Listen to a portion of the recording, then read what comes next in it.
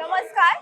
उद्योग बोध मध्ये आज आपल्या बरोबर आहेत विक्रांत इंजिनिअरिंगचे राकेश मार्खेडकर यांच्याशी आपण संवाद साधणार आहोत. नमस्कार सर, मराठी नमस्कार. मूड मध्ये तुमचं खूप खूप थँक्यू. स्वागत. खूप कसा आहे मनापासून तुमचा मूड? एकदम मस्त मूड आहे. आज हजारो उद्योजकांना भेटून खूप छान वाटलं. And it's a great day. In fact highly motivated day. सगळ्यांना म्हणजे खूप लर्निंग आहे आणि लोकांचे पॉइंट ऑफ व्ह्यू समजण्यात आले. And I believe in continual learning, so it was a great learning day. इथे इतके लोक एंटरप्रेन्युअर माइंडसेट वाले लोक येतात. त्यांच्याशी संवाद साधणं, त्यांच्याशी इंटरॅक्ट करणं, त्यांच्याशी पुष्कळशे शिकायला मिळतं. Number one. दुसरं काय की तुम्ही तुमचा नेटवर्क डेव्हलप करता आहात.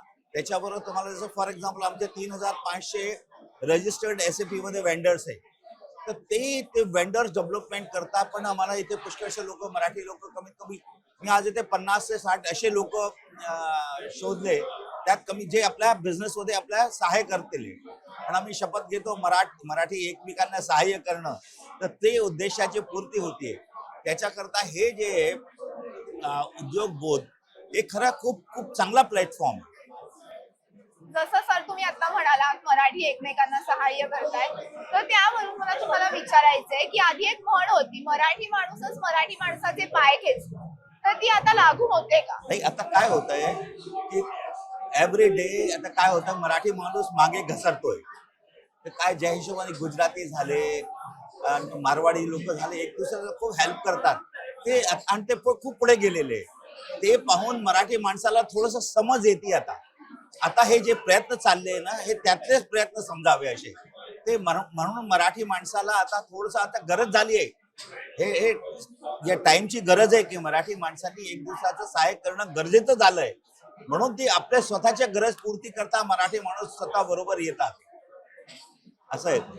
सर तुमच्या याच उत्तरावरती मला एक तुम्हाला प्रश्न प्लीज. विचारायचा आहे की उद्योग किंवा बिझनेस म्हटलं की गुजराती आणि मारवाडी ह्या कम्युनिटी हा समाज आधीपासून अग्रेसर होता, तर या संदर्भामध्ये या सगळ्यामध्ये मराठी माणूस सध्या कुठे आहे? मराठी माणूस अजून खूप मागे आहे. खूप म्हणजे खूपच मागे आहे.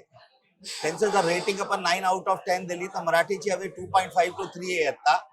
तर अजून खूप इम्प्रूव्ह ते माइंडसेट चेंज करायचंय. माइंडसेट मध्ये ते सगळं पूर्ण ते काय होतं, ते आतून जी भीती असते ना मराठी माणसाची, ती भीती बाहेर काढायची. ते रिस्क टेकिंग एबिलिटी जी असते ना, कॅपेबिलिटी ऑफ रिस्क टेकिंग, ती मराठी माणसाची खूप कमी असते. तर तो काही पण रिस्क घ्यायला घाबरतो. कोणचंही इन्व्हेस्टमेंट करायला डिसिजन घ्यायला घाबरतो. का त्याचं रिझन काय, कारण की त्याचं बॅकअप मध्ये कोणीच नाहीये. मराठी इंडस्ट्रियलिस्ट या जगात फार कमी आहे. तर म्हणजे ते जेव्हा की गुजराती झाले, मारवाडी झाले, त्यांचे सगळे रिलेटिव्ह बिझनेस मध्ये असतात. पूर्ण मोहल्ला त्यांचं म्हणजे सकाळपासून संध्याकाळपर्यंत इतक्या आयुष्यात त्यांनी फक्त बिझनेसच ऐकलंय. जेव्हा की मराठी माणूस सर्व्हिस क्लास माणूस असतो, तर त्याला प्रोटेक्शन मिळेल की नाही या भीतीने मराठी माणूस पुढे येत नसतो. पण आता काय हळूहळू काय झालंय की हे स्टार्टअप्स म्हणा, कॉलेज म्हणा, लोकांना ज्या हिशोबाने ते आतापर्यंत म्हणतो, जेव्हा मी दुसऱ्याला सर्व्हिस करतो, ही सर्व्हिस मी स्वतः करताच का न करू, हा बोध आता मराठी माणसाला हळूहळू येत आहे. म्हणून आता तो जो ट्रेंड आहे तो थोडस इम्प्रुव्हमेंटच्या पोझिशन मध्ये सध्या.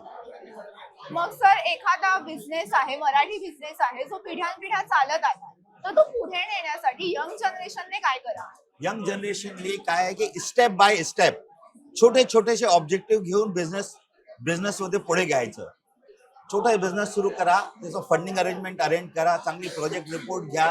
आणि मग त्या बिझनेस रिपोर्ट मीन्स तर त्याला त्या हिशोबाने त्या रिपोर्ट घेऊन तुम्ही फंडिंग अरेंजमेंट घ्या. आजकाल खूप स्टार्टअप फंडिंग फायनान्सर पण खूप असतात. तर ते सगळे असं ते कॉन्सेप्ट घेऊन जातेले, तर छोटे छोटे स्टेप्स घेऊन पुढे जातेले, त्याचे रिझल्ट चांगले येतील. ते रिझल्ट त्यांना मोटिवेट करतील. मग त्यांना थोडंसं पुढे जायची संधी राहील.